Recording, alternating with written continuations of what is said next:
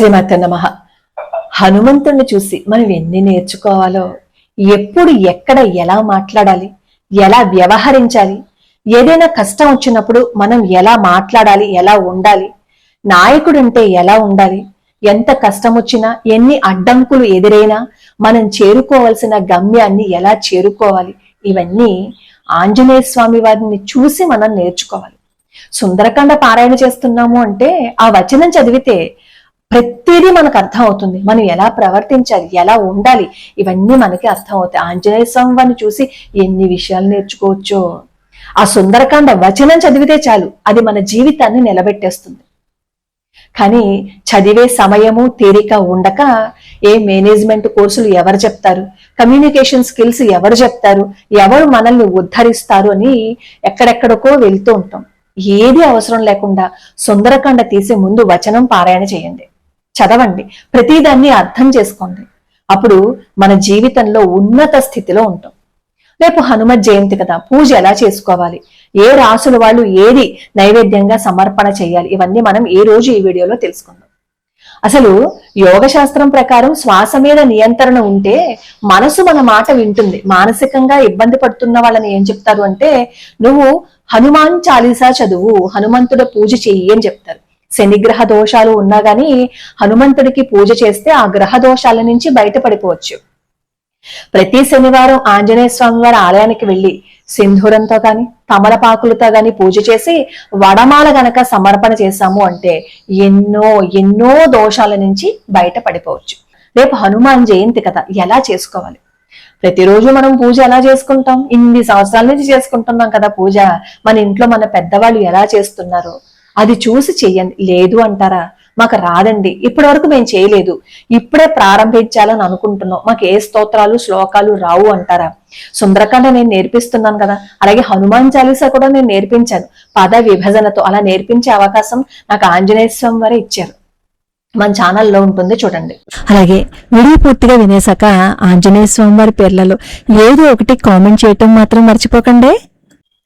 మేష వృశ్చిక రాశి వాళ్ళు ఎరుపు రంగు పూలతో ఆంజనేయ స్వామి వారిని పూజించి స్వామివారికి అరటి పళ్ళు నివేదన చేయాలి. మిథున కన్యా రాశి వాళ్ళు సుందరకాండలో ఏదైనా ఒక్క ఘట్టమైనా సరే పారాయణ చేయండి. చేసిన తర్వాత వడపప్పు సమర్పణ చేయండి. ధనస్సు మీన రాశి వాళ్ళు హనుమాన్ చాలీసా చదివి శనగలని ప్రసాదంగా నైవేద్యం పెట్టండి. మకర కుంభ రాశి వాళ్ళు హనుమాన్ చాలీసా చదివి మీరు దేవాలయానికి వెళ్లి వడమాలని సమర్పణ చేయండి. అసలు రాహుగ్రహానికి సంబంధించిన దోషాలు ఉంటే వడమాలని సమర్పణ చేస్తారు. అలా వడమాలని సమర్పణ చేస్తే ఆ గ్రహానికి సంబంధించిన ఏవైనా దోషాలు ఉంటే అవి పోతాయి. అసలు గ్రహ దోషాలు ఏవైనా ఉంటే ఆంజనేయ స్వామి వారిని పూజిస్తూ ప్రతి శనివారం ఆంజనేయ స్వామి వారి ఆలయానికి వెళ్లి ఆకు పూజ, తమలపాకు పూజ చేయించుకుంటే ఎన్నో ఎన్నో సమస్యలు, మానసికంగా వేదన పడిపోతూ ఉంటాం, ఆ వేదన నుంచి బయటపడేస్తారు. శనిగ్రహ దోషం నుంచి బయటపడేస్తారనమాట. రేపు ఈ రాశుల వాళ్ళందరూ మీకు వీలైతే ఈ నైవేద్యంగా పెట్టండి. లేదు అంటారా, ఏమీ లేదు, ఏమీ చేయలేము, మాకు శక్తి లేదు అంటారా, మాకు ఓపిక లేదు అంటారా, హాయిగా చక్కగా స్నానం చేసి పూజా మందిరంలో దేవుడి ముందు కూర్చుని హనుమాన్ చాలీసా వచ్చు కదా, ఆ హనుమాన్ చాలీసా కూడా రాదు అని అనుకోండి, ఆంజనేయ స్వామి పేర్లు తలుచుకోవడం వచ్చు కదా, అవి తలుచుకుంటూ శ్రీరామ జయ రామ జయ జయ రామ అని కనీసం ఒక 108 సార్లు రాయడానికి ప్రయత్నించండి. అలా రాసాము అని అనుకోండి, ఒకసారి రాస్తే ఆ రాసినంతసేపు మనం నోటితో చదువుతాం కదా, కనీసం 3 సార్లు మనం స్మరణ చేసుకున్నట్లు ఉంటుంది. దానివల్ల ఎన్ని ఫలితాలు ఉంటాయో. ప్రతిరోజు మీకు శ్రీరామ కోట్ రాసే పుస్తకం లేకపోయినా ఏదైనా ఒక పేపర్ తీసుకుని శ్రీరామ జయ జయ రామ అని అందంగా రాసుకుని దాన్ని చదువుతూ అలా రాస్తే ఎన్ని ఎన్ని సమస్యల నుంచి బయటపడతామో తెలుసా. ఆంజనేయ స్వామి వారు ఏం చేశారు చెప్పండి? లంకలో సీతమ్మ ఉంది, కానీ అక్కడికి వెళ్ళాలి అంటే ఎవరికి ధైర్యం సరిపోలేదు, ఎవరు ఆ సముద్రాన్ని దాటడానికి ఎవరు ముందుకు రాలేకపోయారు. కానీ ఆంజనేయ స్వామి వారి శక్తిని అక్కడ వాళ్ళందరూ గుర్తు చేశారు. అప్పుడు ఆంజనేయ స్వామి వారు కదా వెళ్ళారు. ఆ లంకని చేరుకోవడానికి సముద్ర మార్గాన్ని లంఘిస్తున్నప్పుడు ఎన్ని అడ్డంకులు వచ్చాయి ఆంజనేయ స్వామి వారికి. అవన్నింటినీ దాటుకుని సీతమ్మని కలుసుకుని సీతమ్మని చూసి మళ్ళీ వచ్చి రామచంద్రమూర్తికి సీతమ్మ క్షేమాన్ని చెప్పారు. అటువంటి ఆంజనేయ స్వామి వారిని పూజిస్తే ఏ కష్టం ఉన్నా, ఏ బాధ ఉన్నా తీవ్ర మనోవేదనకి గురవుతున్నా వాటి నుంచి బయటపడిపోవచ్చు. నేను సుందరకాండ ఎందుకు నేర్పిస్తున్నానో తెలుసా?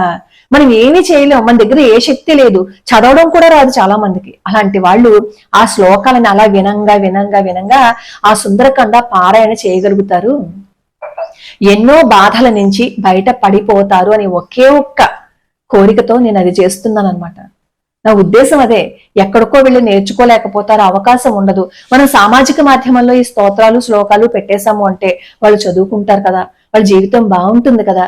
అయినా అలా పెట్టే అవకాశాన్ని నాకు కూడా భగవంతుడు ఇచ్చాడు కాబట్టి, ఆ పెట్టే అదృష్టము నాకు ఇచ్చాడు, మీరు నేర్చుకునే అవకాశాన్ని ఇచ్చాడు కాబట్టి ఒకసారి సుందరకాండ వినండి. వింటే మీకు అర్థం అవుతుంది, వచ్చేస్తుంది. రేపు హనుమత్ జయంతి కాబట్టి సుందరకాండ రేపటి నుంచి మొదలు పెట్టడానికి ప్రయత్నించండి. అలాగే ప్రతిరోజు హనుమాన్ చాలీసా చదవండి.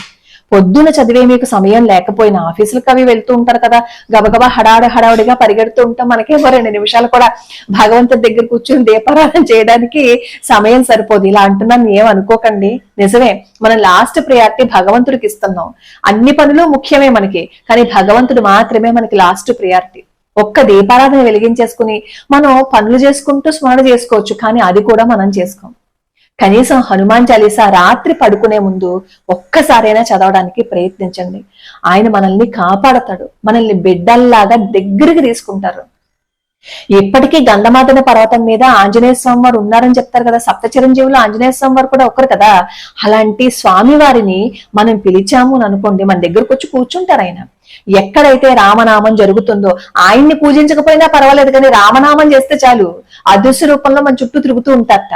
ఆంజనేయ స్వామి వారిని వశం చేసుకోవాలంటే చాలా చక్కటి మార్గం రామాయణాన్ని పఠించటం, రామనామ స్మరణ చేసుకోవటం. అలా నిత్యం చేసుకుంటే ఆంజనేయ స్వామి వారు మన దగ్గరికే వస్తారు కదా. ఆలోచించండి ఒకసారి.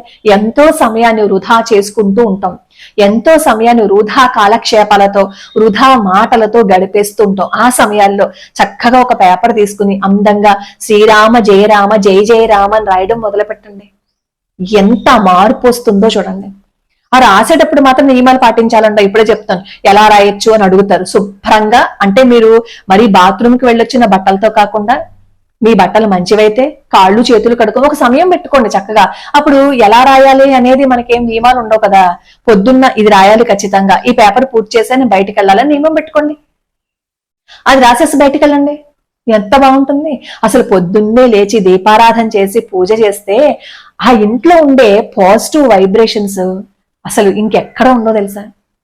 మనం ప్రతి నిత్యం ఆలస్యంగా లేచి పూజ చేసేదానికంటే పొద్దున్నే లేచి దీపారాధన చేసి మనం వండిన పదార్థాలని స్వామివారికి నివేదన పెడితే ఆ వైబ్రేషన్సే వేరండి, ఆ ఆనందమే వేరు, ఆ మానసిక శాంతే వేరు. అలాగే పంచముఖ ఆంజనేయ స్వామి వారి ఫోటోని నైరుతి మూల పెట్టుకుంటే నెగిటివ్ ఎనర్జీ అనేది బయటకు పోతుంది. లేదు అంటే కనీసం మనం గుమ్మంలోంచి లోపలికి వస్తుంటాం చూసారా, ఆ లోపలికి వచ్చే గుమ్మం పైన కూడా పంచముఖ ఆంజనేయ స్వామి వారి ఫోటోని పెట్టుకుని ప్రతిరోజు బయటకు వెళ్ళేటప్పుడు ఒకసారి నమస్కారం చేసుకుని వెళ్ళాము అని అనుకోండి, ఆయన రక్షణ మనకుంటుంది. మనల్ని ఏదీ రక్షించలేదు, ఎవ్వరూ రక్షించలేరు. ఏ కష్టం వచ్చినా, ఏ బాధ వచ్చినా మానవ మాతృడు ఎవ్వడూ మనల్ని బయట పడేయలేడు. భగవంతుడు మాత్రమే మనల్ని బయట పడేస్తాడు. అది మాత్రం గుర్తుపెట్టుకోండి. ఆయన పాదాలు పట్టుకోండి. మీ ఇష్టదైవం ఎవరైనా సరే. కాకపోతే ఏంటంటే రేపు హనుమత్ జయంతి కాబట్టి ఆ విధంగా అయినా సరే ఆ రోజు కాసేపు కూర్చుని ఆంజనేయ స్వామి వారిని స్మరణ చేసుకుంటే మనకు వచ్చిన బాధలు కష్టాలు పోతాయి. ఒకసారి పరమాచార్య స్వామి వారి దగ్గరికి కొంతమంది సైనికులు వస్తారు. వాళ్ళు అడుగుతారనమాట పరమాచార్య స్వామి వారిని, ఏదైనా ఒకటి చదువుకుంటే బాగుంటుందని, మీరు మా కోసం ఏదైనా ఒక స్తోత్రాన్ని కానీ శ్లోకాన్ని కానీ ఇస్తారా? పెద్ద పెద్దవి మేము చేయలేము, కానీ చిన్నది ఏదైనా మా కోసం ఇవ్వండి అంటే అప్పుడు పరమాచార్య స్వామి వారు చెప్తారు, బుద్ధిర్బలం యశోధైర్యం అని ఆ స్తోత్రాన్ని చదవండి, ఆ శ్లోకాన్ని చదవండి. అది 2 లైన్లు, అది నిత్యం అలా స్మరణ చేసుకోండి, మీకు ఆయన రక్షణగా ఉంటారు అని. ఏదో విధంగా వృధా కాలక్షేపాలు చేయకుండా భగవన్ నామ స్మరణ చేసుకునే అలవాటును గనక చేసుకుంటే మనకి తెలియని ఎన్నో అద్భుతాలు జరుగుతాయి. మనం అనుకుంటాం మనం చాలా గొప్పవాళ్ళమని, మనకి అన్ని తెలుసని, మనమే అన్ని చేయగలమని అని అనుకుంటాం. కాదు, మనకి మించిన శక్తి ఒకటి ఉంది. ఆ శక్తిని పట్టుకోవాలి. ఆ శక్తిని పట్టుకోవాలి అంటే సాధన చెయ్యాలి. సాధన చేస్తే మనకి వేమన గారి పద్యం కూడా ఉంది కదా, సాధన చేస్తే ఏదైనా సాధించగలము. భక్తిగా మీరు సింధూరం సమర్పణ చేయాలనుకుంటే సింధూరం, తమలపాకులు సమర్పణ చెయ్యాలనుకుంటే సమర్పణ ఆ తమలపాకులు ఏమీ లేదు అంటారా, మా చేత కాదు అంటారా? ఇంట్లో కాసేపు ఆంజనేయ స్వామి వారి ఫోటో ఎదురుగుండా కూర్చుని అలా ఆయన్ని చూస్తూ ఒక 20 నిమిషాల సేపు కూర్చోండి. ఆంజనేయ స్వామి వారి ఆలయానికి వెళ్ళండి, అక్కడ ప్రదక్షిణలు చేసి రండి. మనకి తెలియని శక్తి ఆయన ఇస్తారు.